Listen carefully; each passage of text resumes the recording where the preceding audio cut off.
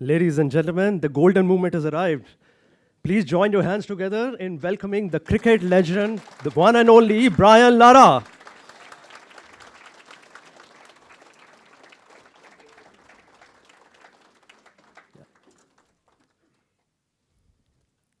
Please. Okay. Okay, before I start, I would like to acknowledge the traditional owners of country throughout Australia and recognize their continuing connection to land, waters, and culture. We pay our respects to their elders past, present, and emerging. Good afternoon, ladies and gentlemen. My name is Ambuj Bhalla, and I'm your host for this afternoon. It is my pleasure to welcome you all to Swinburne University of Technology here in the heart of city of Parramata. It is an honor to have once-in-a-lifetime opportunity to spend an afternoon with the cricket legend Brian Lara. I would also like to extend a special welcome to our guest, City of Parramatta Lord Mayor Bob Dwyer, Swinburne University's Deputy Vice-Chancellor Professor Duncan Bentley, and Pro Vice-Chancellor Professor Monica Kennedy. Welcome to the event. Education Centre of Australia is a diverse education group that operates at the forefront of Australia's higher education sector. Over the past 2 decades, we have helped tens of thousands of students from all around the world transform their lives through English language courses, undergraduate pathways, postgraduate degrees, and targeted internships. As experts in the international student market, our success is underpinned by our outstanding of the international network, robust university pathways, and our unwavering commitment to our staff and students. ECA currently employs over 600 people, and our enrollments exceed 8,000 students. We work in partnership with quality university providers, and we operate several highly successful colleges. And as it is said, ECA is more than a great education. Our vision is to be a preeminent global education provider and employer of our choice.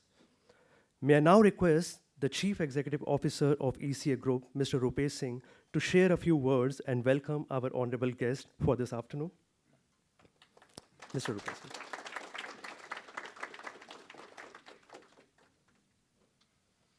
Thanks, Ambuj. So thank you to everyone for attending our Swinburne Open Day. I formally welcome Brian Lara for visiting, and he's going to give a great speech, so I'm not going to waste a lot of time. And I'd like to welcome Professor Duncan Bentley, our own Lord Mayor Bob Dwyer, Professor Monica Kennedy from Swinburne. So it's a great day for us, and we have just recently started this campus last year, and this is going to be our second intake. And this was planned very, very quickly because we heard Brian is in town. So we quickly started planning our open day. So what we do and why we do, I think is very important. Like most of you, I was myself an international student, and what we commit to you in Swinburne, Sydney, we will hold your hands until you graduate. We will understand you. We make sure you will get all the support you need when you enroll here. And you know, I've gone through this experience, and many of my staff have gone through this experience. So we ensure that you are very successful. I'd just like to share one little story. So I've been watching Brian Lara, and I'm more like any other subcontinent person. I love cricket too. So I was watching Brian playing a test against Australia, and I was just trying to copy his hook shot. The only problem is, I thought I can master that in a couple of days. And then I had a cricket match next day, and I tried. This nose is an $18,000 nose. So I broke my nose. So what's really important is, you can't be Brian Lara, practicing 2 days of cricket. You need to work hard, you need to practice. So enroll in our course. For 2 years, we'll make sure you've got all these skills. So without taking too much time, I formally invite... Okay, sorry. So thank you so much for visiting, and thank you, Brian. Thank you, Lord Mayor, and Professor Bentley. And I'll leave it to Ambuj. Thank you. Thank you so much. Thank you very much, Rupesh. Now, before we move on, I would like to request the Chief Operating Officer of ECA Group, Mr. Gavin Dowling, to share some information about the group and its journey over the past 15 years to become one of the leading private education providers in Australia. Please welcome Mr. Gavin Dowling. Thanks, Ambuj. Welcome, everybody. Thank you for joining us this afternoon, and thank you particularly to Brian Lara for joining us. So I'm just going to talk a little bit about why Swinburne University and how this all came about, how we ended up having a partnership with Swinburne University here in Parramata in what is becoming the centre of Sydney. So why Swinburne itself? At Swinburne, students are at the centre of everything that we do. For over 100 years, Swinburne has been committed to high-quality teaching, opportunities to engage with industry leaders, and the courses are all designed with your future in mind. More than a century since Swinburne University was founded, the university continues to persevere in its commitment not only to provide but also to transform education through strong industry engagement, social inclusion, a desire to innovate, and above all, a determination to create positive change. Today, on a global scale, Swinburne University's engineering and technology faculties are in the top 200 globally. So it's a really impressive ranking for the university.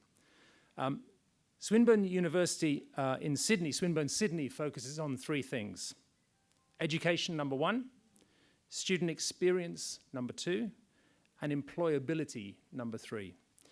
So in education, it's about a great, progressive, relevant education with top quality courses, academics, and qualifications that will springboard you into a great career.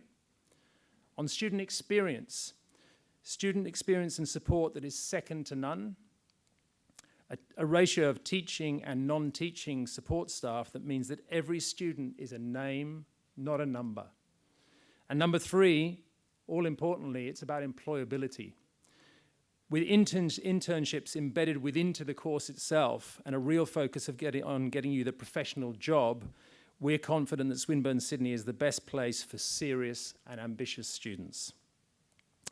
So we've selected, for now, just a small number of courses, and we've worked with Swinburne University, ECA and Swinburne University in this joint venture to select the right courses that are relevant to the industry needs. Where are the jobs of the future? And as we look towards next year and the year after that, we'll be adding other courses to scope which are all about giving students the best opportunity for the Australian workplace. So if you are a student, or if you've, as an agent representative for Swinburne Sydney, if you've got students who are serious and ambitious, and I think those are the important words, then we really believe that we've got a great offering for you. Thank you for taking the time, and enjoy the afternoon. Thank you, Gavin, for sharing the wonderful journey of ECA as an institution that cares for the students. I'm sure there is a lot of learning for the students to take it away from today. It is now my great pleasure in introducing the Honourable Lord Mayor of Parramata, Bob Dwyer. Lord Mayor Bob Dwyer, a representative for the North Rocks ward, was previously a councillor and a deputy Lord Mayor of the former Parramata City Council, serving on the council from 1995 until 1999, during which term he was elected deputy Lord Mayor in 1999. Lord Mayor was re-elected a councillor in the Caroline Chisholm ward of the previous council in 2012 and has been an active Riverside Theatre board member since 2012, having previously been a board member from 1995 to 1999. Councillor Dwyer is a former member of the City of Parramata's Councillor Representation Committee and Local Representation Advisory Committee from August 2016 until August 2017. Thank you for gracing this occasion, Lord Mayor. May I now invite you to share a few words with the gathering around?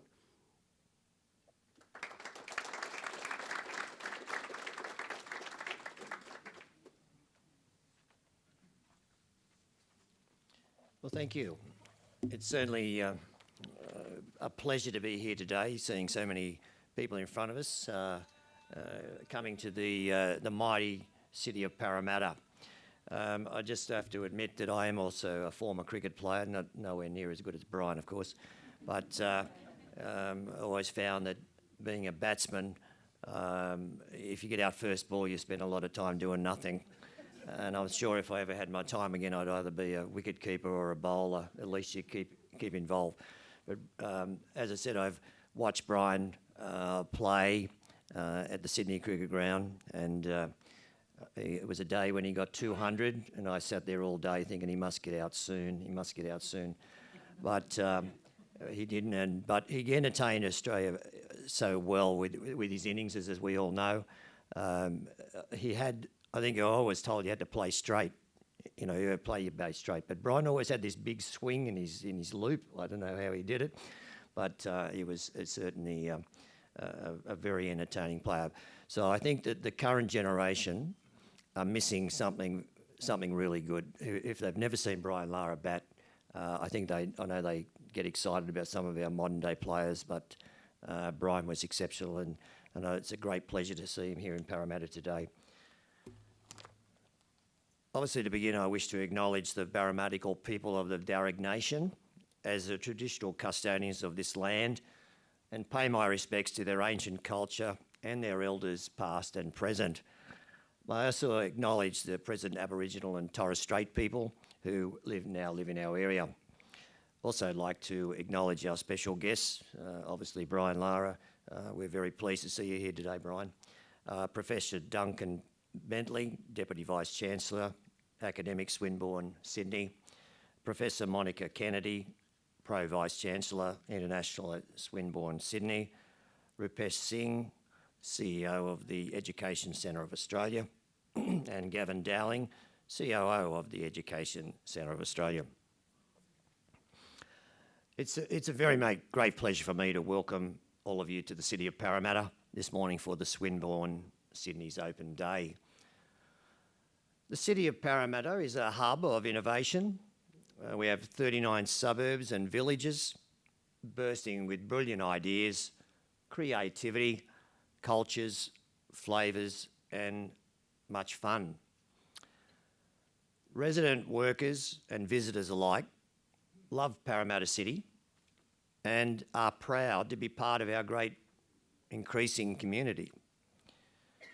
Currently, 250,000 people call City of Parramatta home. However, over 450,000 people are expected to live here in the next 20 years.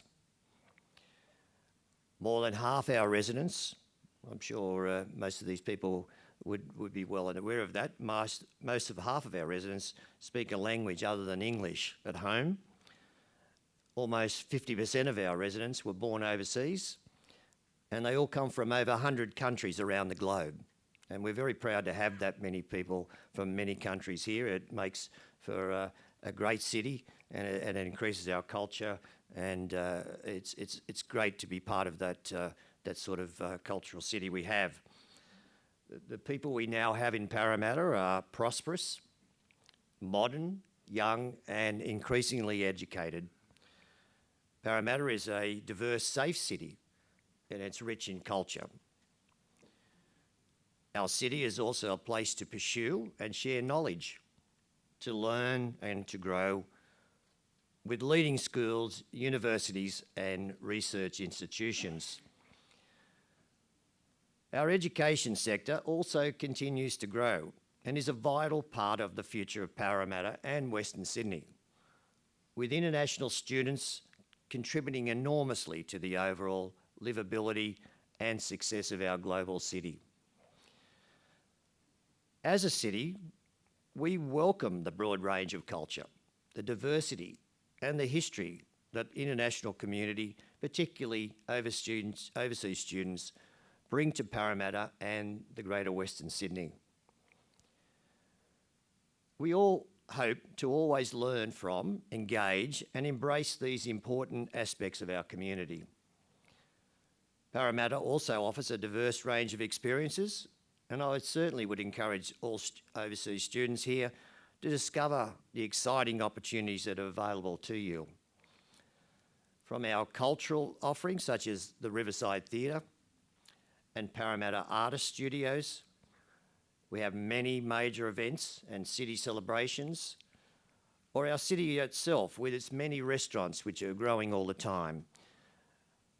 We have beautiful parks and sporting events. I think everybody knows where Bank West Stadium is now. We have the wonderful Western Sydney Wanderers out there entertaining us all the time, and the Parramatta Eels. Also, for the potential students here today, I'd encourage you to find out more about the courses and the opportunities that are available in Parramata. Also encourage you to contact the City of Parramatta Council or Study New South Wales, who can tell you more about the services which are available to you and the opportunities to get involved in life generally in our city. We are excited to see each student fulfil the potential they bring to Western Sydney and encourage you to fully engage in your education and our community, and also the many opportunities that are available to you here. The City of Parramatta hopes to see you join the proud and supportive community of students in our area, and I thank you for listening today. Thank you very much.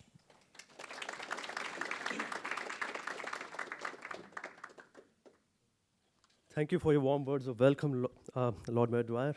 I live in Parramatta, so I can relate with the development that has happened over a period of time, and I'm quite pleased with that. Thank you for all that. Thanks for the contribution that you have made in that. We'll move on with the right time. I have to share a few words, and for the most special guest for this afternoon.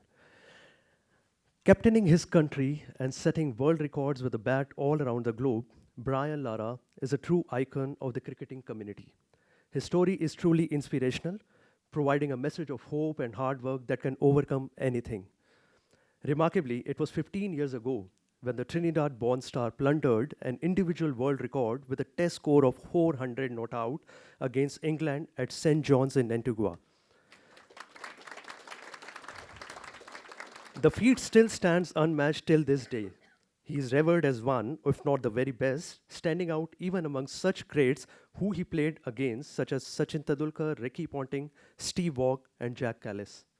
A proud West Indian who has accumulated 22,358 international runs from 430 matches in Test and One-Day internationals, Lara is incredibly modest when looking back at his own career and achievements, and believes today's talent has elevated the game to a whole new level. Cricket was a huge part of his childhood, but not the only sport that kept him busy. He has played a lot of football alongside his best friend Dwight Rock, who was also a keen cricketer at the same time. And it wasn't just football Lara was interested in either. He has even represented his country in table tennis. But there was little doubt cricket was the sport where he was progressing the most. As a teenager, Lara went on a school tour to India, where he enjoyed the friendships and the team environment. While he got the taste of life on tour, he was largely unprepared for what was awaiting him when he started his career with West Indies in 1990. Lara made his test debut against Pakistan in Lahore in 1990, but had to wait some time to play his next test, watching on as 12th man when Australia toured the West Indies in 1991. The great Viv Richards was the West Indian captain at the time, and Lara quickly got an idea of what he was like. Lara bided his time on the fringes of the West Indies team before locking down a regular spot during the 1992-93 tour of Australia. The New Year's Test in Sydney was a third in the series, and it was in this match that Lara produced the first of many memorable innings of his career.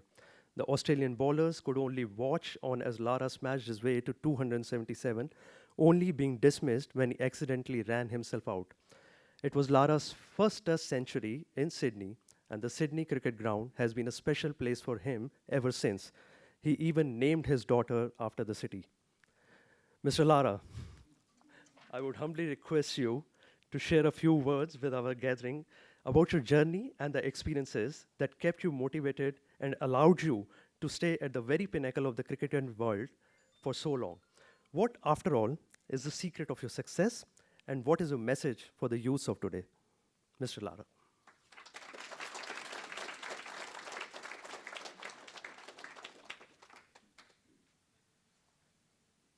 Thank you. Thank you very much.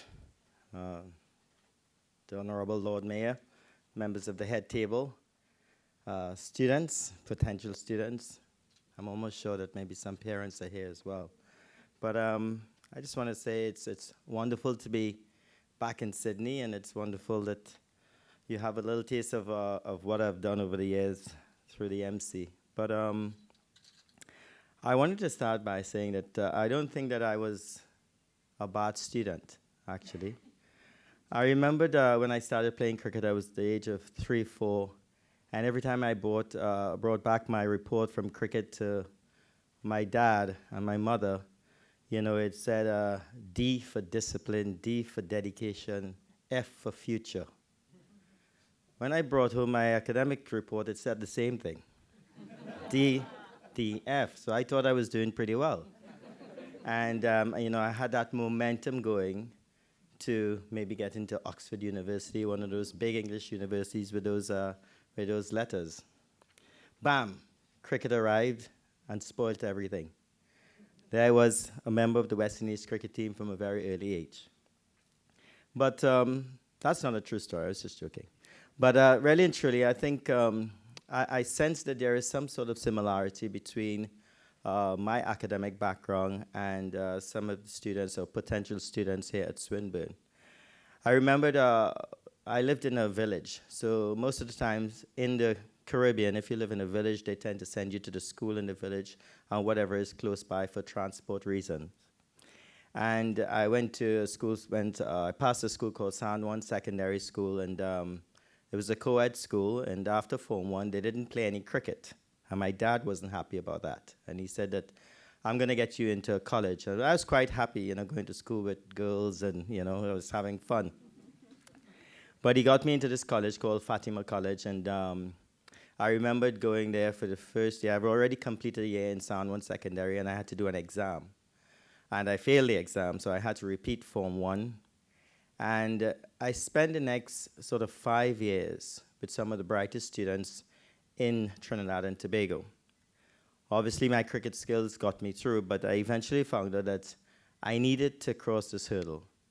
As a young man, as a potential sportsman, I still felt that there was some reason for me to be academically inclined. And the school was in the big city. And why I say there are some similarities, because I feel that if I can safely say that, you know, majority of you may feel uncomfortable in a place like Sydney. I don't know. But I did feel uncomfortable in the big city of Port of Spain. I was taken in by, I had to travel very far, so I was taken in by a white family.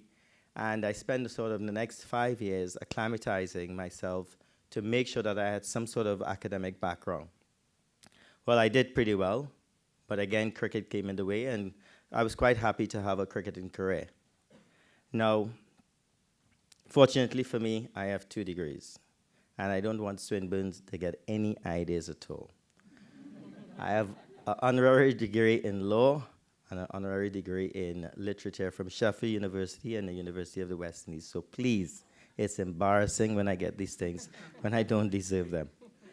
But I did come to Sydney as a little boy. I was 18 years old when I came to the North Sydney Oval to play for the West Indies under 19. And I fell in love with the place even back then. It did not even take my first century to even think about naming my daughter Sydney. I just felt that it was just the most amazing city. I believe that every student here has a wonderful opportunity in a great city. I mean, if you live here now, or if you're visiting, I'm not sure, you know, how it goes down in university here, but it's just an amazing city to live in. I always love coming back to Sydney, and you have an opportunity provided by Swinburne University to develop your skills. And it took me my whole career, actually, to understand that what I really do like outside of cricket. And I'm actually pursuing psychology because I felt that throughout my career, I've seen a lot of players with natural cricketing ability, but not everybody with the mental strength that was needed to play the game and to be successful at the game. So actually that is something that I am fascinated with, and I'm hoping that I can make something of myself in the future because, as you all know, I still look pretty young, don't I? Yep. So, you know, the cricket doors were shut like 12, 13 years ago. So it's important that even though some of you here may have a career in sport, it is very important that you extend that and make sure that academically you pursue something, because that is what's going to take you beyond your sporting days. And I want to urge you to really do something about it. This is a wonderful opportunity, a wonderful campus. I understand there's one in Brisbane, in Victoria as well, and of course, India, which is another one of my favorite countries. But in closing, I think I must say that, yes, my 277 in Sydney has been a major, major part of my life. And I did name my daughter Sydney. And when I asked her mother to name her Sydney, she said, no problem. Thank God you did not make your first 100 in Lahore, Pakistan.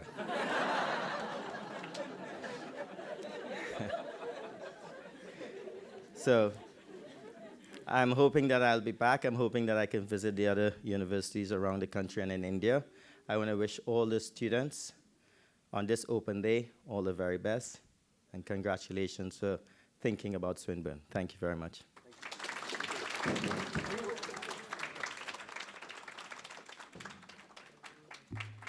I'm sorry for that, Lara. I hope you're okay. Yeah, okay. Thank you, Lara, for giving all of us an opportunity to listen to the much thought-provoking lessons and spending your time to tell us about your journey to reach the greatest of success. Now, before we move on, and there is something interesting to begin with, but before that happens, I really request my guest, Professor Duncan Bentley, to speak to our students and share some information about Swinburne University of Technology and how we are different. Thank you.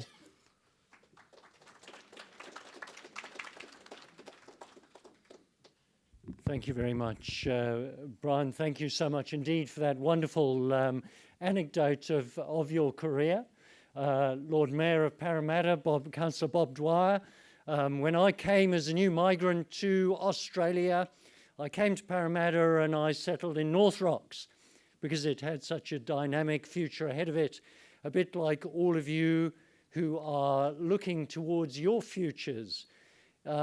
You won't all have the innate capability of a Brian Lara to be able to stun the world with what you're doing, but it's amazing how everybody here has an innate passion and a capability which will enable you to make an impact on the world. And that's what education is all about. That's what Swinburne is all about.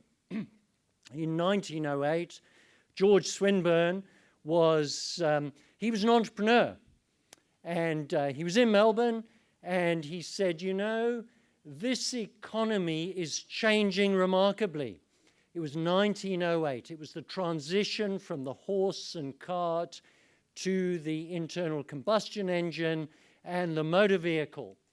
And in the same way as they did not expect that they would have translated from having streets filled with horses to streets filled with vehicles. So we are at the cusp of change today where digital technology is changing everything we're doing.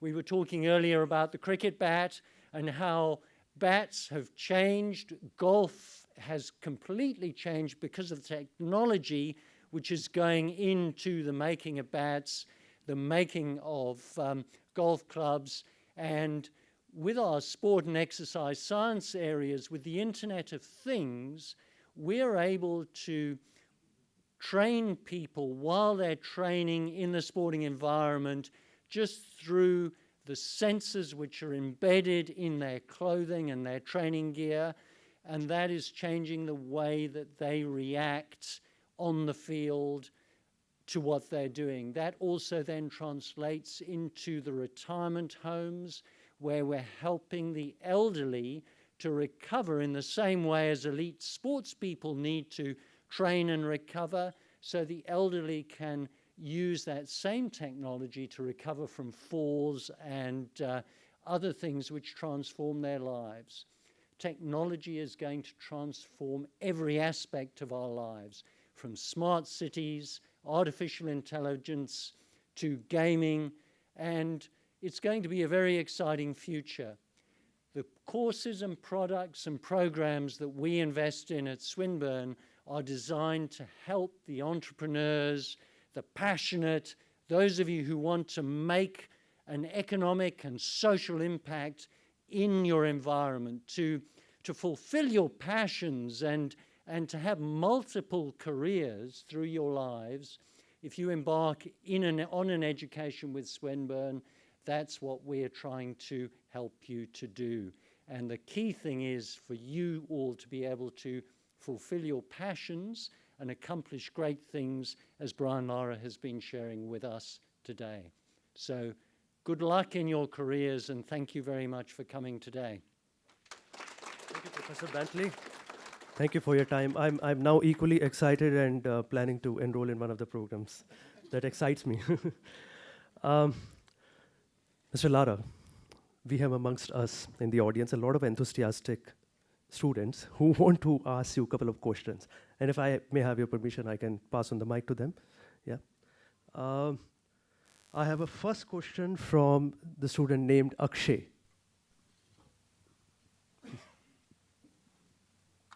Akshay, what's your question?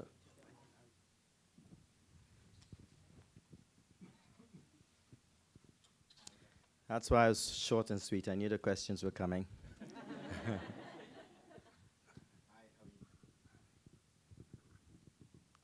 have a quick question that, like, what are the challenges you have faced in your journey when you started your cricket as a cricketer? Yeah, it's a pretty good question. The challenges that I faced when I started my career. You know, first of all, you gotta appreciate that the West Indies cricket team is made up of small islands, and the small islands do nothing together but play cricket. I mean, Usain Bolt is from Jamaica, but he doesn't run for the West Indies, he runs for Jamaica. Every island has their individual politics, and if I need to go to Barbados or Jamaica as a Trinidadian, I need my passport. I can't get in the country just like that. So initially, that sort of a problem exists in the West Indies. Now, when you have a winning team, like we did back in the 70s and 80s, everybody is very, very happy. But I did remember my very first day that I got picked for the West Indies. I was like 19 years old, and my dad called my job. We didn't have cell phones then.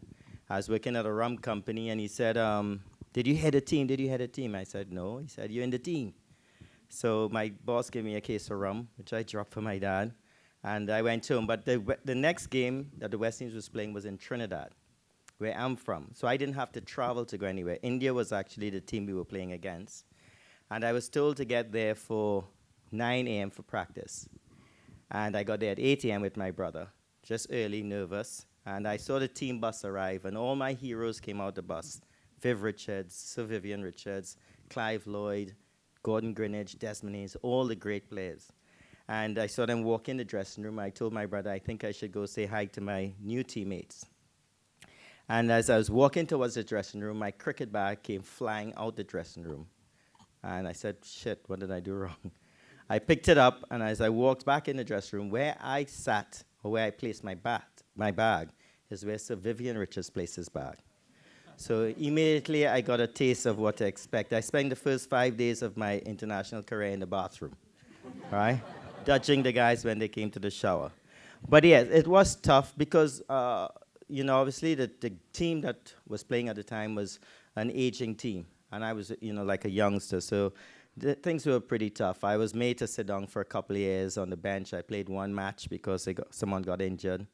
And I carried a towel, I cleaned the boots, I did the laundry, whatever I had to do, because I felt that I was amongst the greatest players in the world. So for me, and a lot of people were clamoring for me to play, but for me it was the best apprenticeship period I've ever had.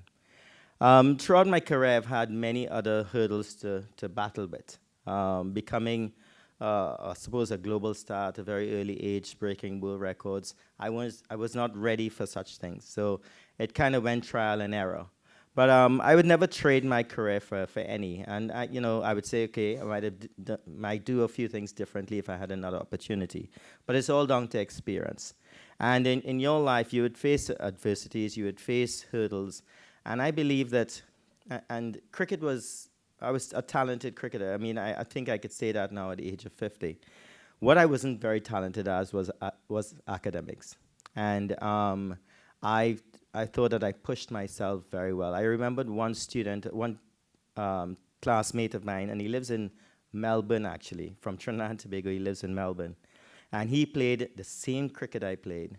He played the same football. He played everything.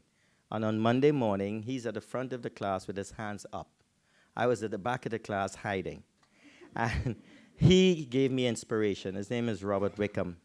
He works for a company called Salesforce here.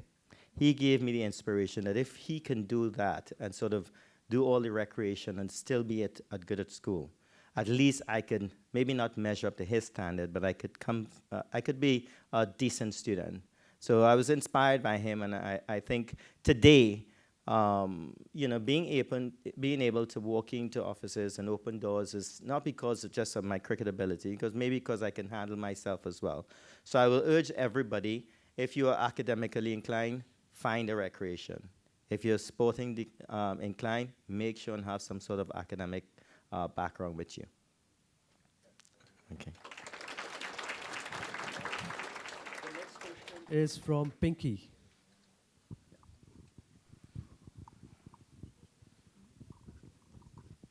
Hi, Lara. I'm a big fan of you. I just wanted to ask one question. What was the turning point in your career that you believe catapulted to become an international star? The turning point in my career, I think my career, I would put it in sort of like 3 phases, where as a teenager, you're growing up, that natural ability to play the game, you go out there and you express yourself. And I got to a level. And then at that level, I could not really handle it. And I sort of spiraled downwards for a few years, between like, say, 95 to 98. But the real watershed moment in my life, and I would urge everybody, it's not an academic answer, but I'd urge everybody to appreciate what I'm saying. The watershed moment in my life is when, after I broke the record in 1994-95, I got a lot of detractors. A lot of people had a dislike. I don't know why, they just had a dislike. So, if you're a reporter, you'd write this much if Brian is doing well, but you'd write this much if he's doing badly. And I remember being very distracted by those individuals and sort of carrying that burden of dislike between the companies, between me and other individuals. And I remember it was in 1998 when I was actually at my lowest. And I was about to be sacked as West Indies captain, and I walked up to a couple people that I've not spoken to in years, reporters and detractors, and I spoke to them. I engaged them and I spoke to them, and literally I felt like if I was once weighing 300 pounds and now I'm weighing 100 pounds, and actually that was the moment where I sort of forgive and forget and move on. And I believe that everybody should do that. You carry that sort of hatred and dislike for someone, it actually is destroying you. And I just maybe yesterday, I think on my family chat, I saw my brother posted, hatred, hating someone is like drinking poison and expecting them to die. All right? So I think from that time in 1988-89, I felt that I just moved away from that sort of anger with other people, and I just sort of turned the corner, and my cricket just sort of spiraled upwards once again. Can I request Sana to ask a question?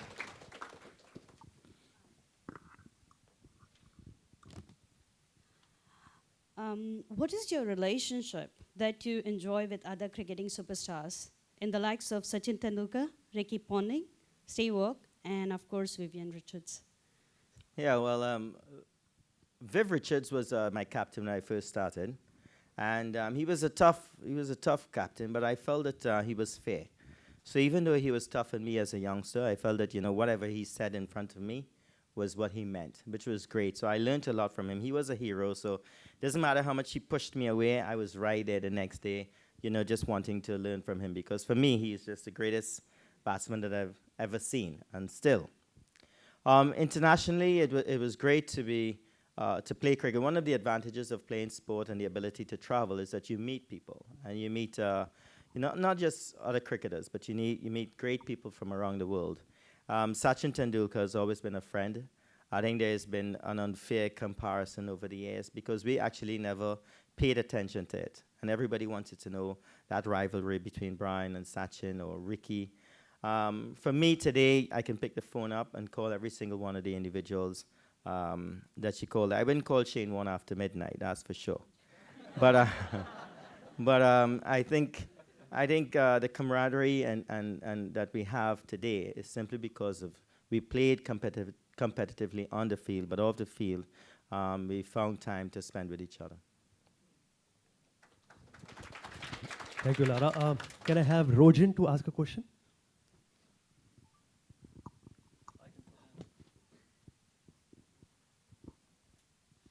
Good afternoon, everyone. Lara, sir, welcome to Sydney. Thank you. My question is, was it difficult for you to make balance between your studies and sporting aspirations? Well, yes, it was. As you know, it was difficult for me, yes, because I was an out-and-out sports person. I played everything. I played football in football season, cricket, and as you know, other sports as well, tennis. And luckily for me, I made it professionally as a cricketer, right? And at the age of 37, I had to look to do something else. And as I mentioned to you, psychology is something that I'm interested in. So it was difficult, but it's not impossible. Because I just mentioned my good friend Robert Bickham, who played cricket. I mean, today, he always talk about, the partnership that we had when we had a 100-run partnership, and he made 5. But, and he will always talk about that sport inside of it. So I think it's if I had a little boy, which I do, I would encourage him to ensure that the academic part of it is a must if he's sporting. And as I said earlier on, if he's academically inclined, I would push him out on that field to play some sport, because I believe marrying both is very, very important. And this is going to be the last question, Lara. I understand you're short of time. Can I have Manish to ask a question?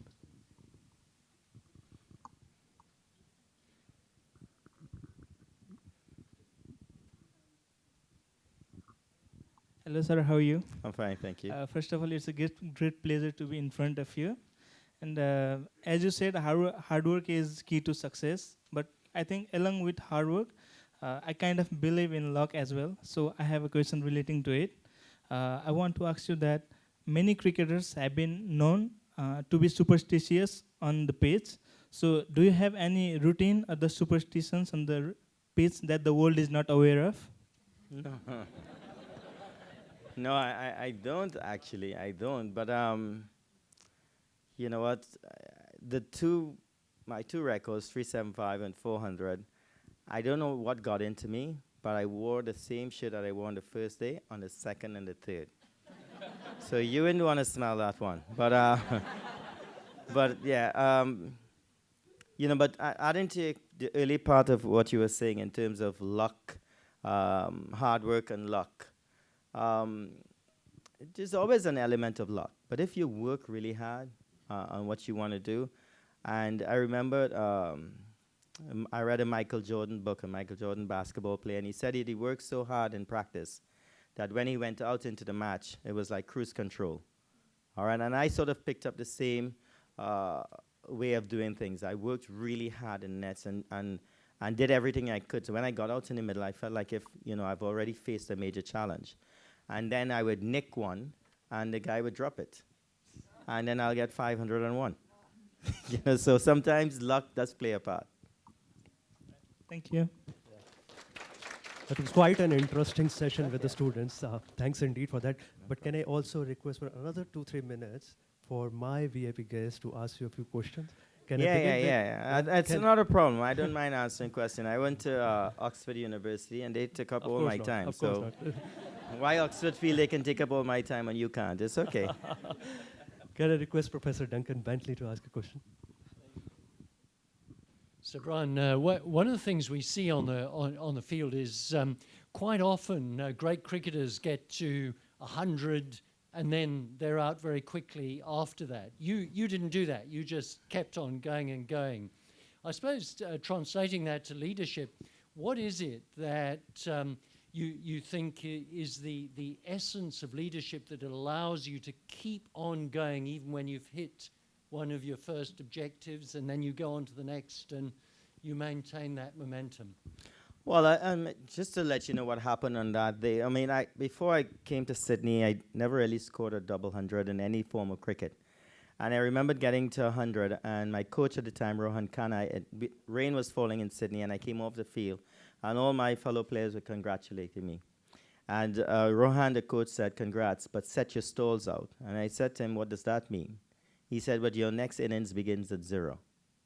And I went back out after the rain break, and, I got to 150, I got to 200, and then on the scoreboard, all these little numbers and names start coming down, and mine started go up. And I fell in love with scoring a lot of runs.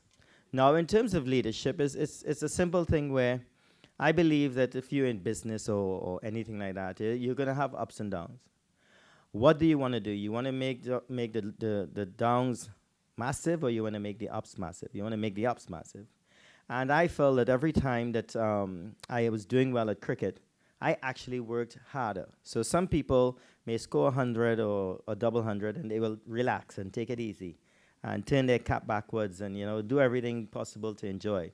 I felt at that point in time that I needed to work even harder, because the opposition was actually going to think about me a little bit more. So if they spend 10 minutes in a meeting, they're going to spend 20 minutes.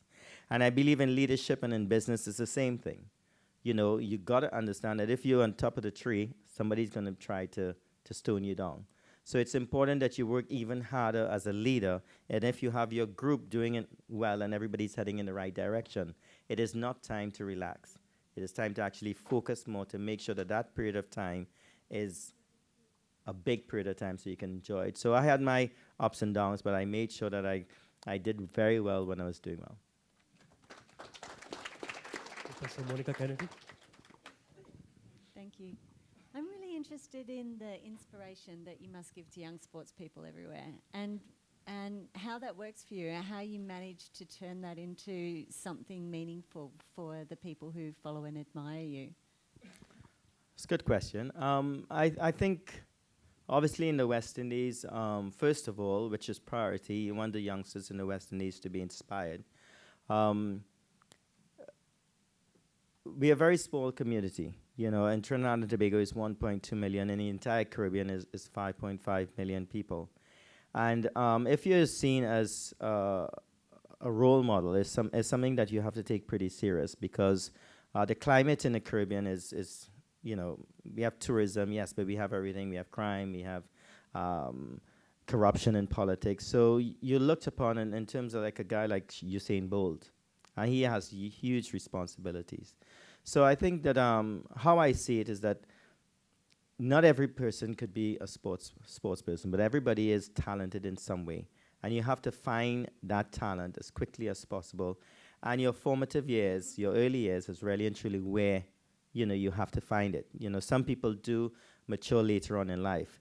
But I see my responsibilities to the youngsters around the world as you look up, and if you go to India with me, it's unbelievable when you have these kids and they look at you and they, some of them in tears. So it's really something that, it digs deep into your heart to know that you have that effect on people. So I'm someone that takes it very serious, and I travel around the world and sort of do things like this to see if I could inspire other people. And then you'd meet, a guy who is 60 or 70, and, he's just, wants to meet you, and, he tells you about his story and how you inspired him over the years. So it's a really warm feeling. And being even here today and being asked, I mean, I didn't know exactly what to expect, but it's just nice to be in such an environment.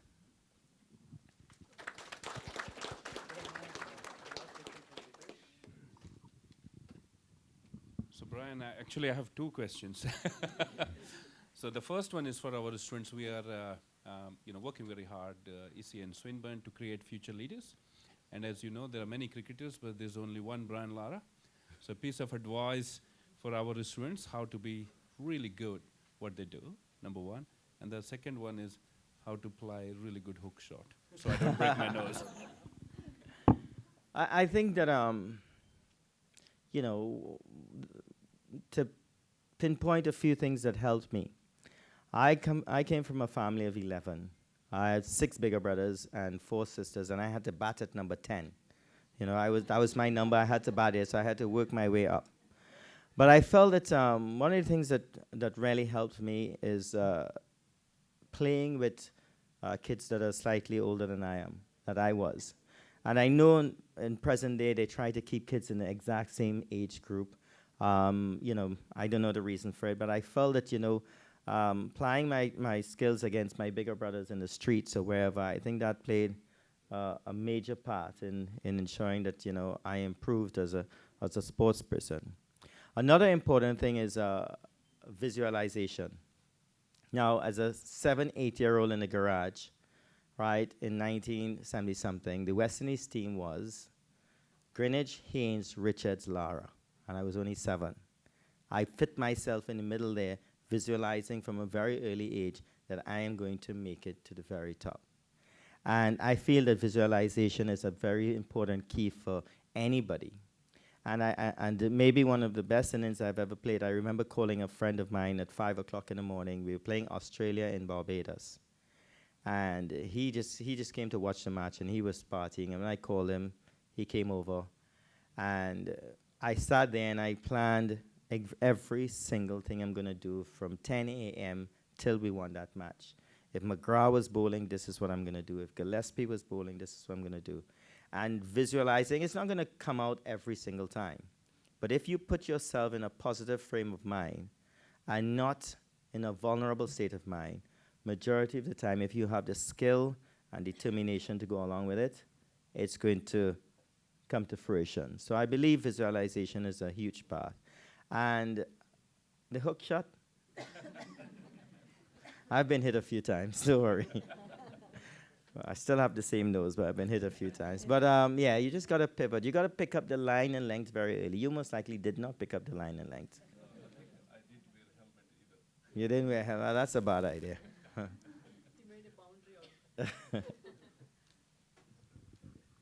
Thank you very much. I promise not to hit this thing again. Thank you.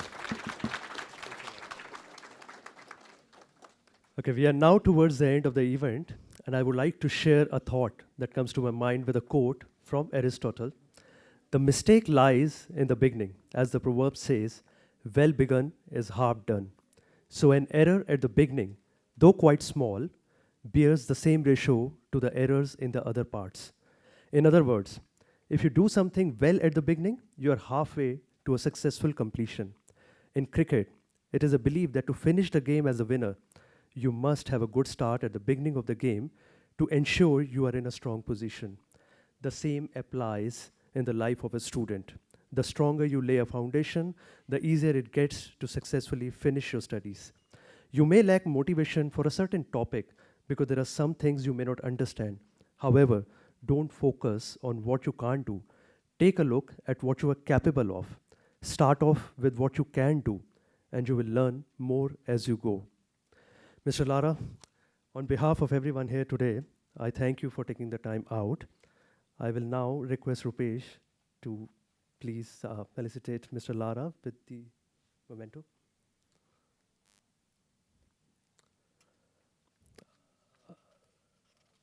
I'm sorry for that. I'm sure my colleagues will help you with that.